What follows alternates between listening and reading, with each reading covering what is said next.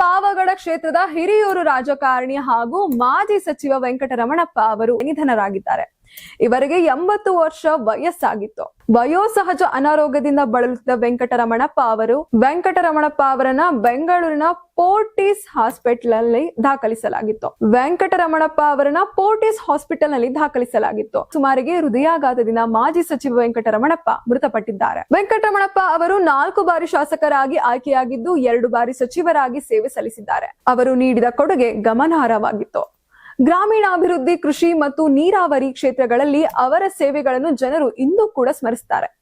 ಪ್ರಸ್ತುತ ಪಾವಗಡ ಶಾಸಕರಾಗಿರ್ತಕ್ಕಂಥ HV ವೆಂಕಟೇಶ್ ಅವರ ತಂದೆ ಈ ವೆಂಕಟರಮಣಪ್ಪ ಅವರು. ವೆಂಕಟರಮಣಪ್ಪ ಅವರ ನಿಧನದಿಂದ ಪಾವಗಡ ಹಾಗೂ ರಾಜ್ಯ ರಾಜಕೀಯ ವಲಯದಲ್ಲಿ ದುಃಖದ ವಾತಾವರಣ ನಿರ್ಮಾಣವಾಗಿದೆ. ನೀವು ಸಣ್ಣ ಆಗ್ಬೇಕಲ್ವಾ? ಅದು ಒಂದು ಉತ್ತಮ ಆಹಾರದಿಂದ ಸಣ್ಣ ಆಗ್ಬೇಕಲ್ವಾ? ಪ್ರತಿದಿನ ನಮ್ಮ ಜೀನಿ ಸ್ಲಿಮ್ ನ ಯೂಸ್ ಮಾಡಿ ಯಾವುದೇ ಸೈಡ್ ಎಫೆಕ್ಟ್ ಇಲ್ದಂಗೆ ನೀವು ಸಣ್ಣ ಆಗ್ತೀರಾ.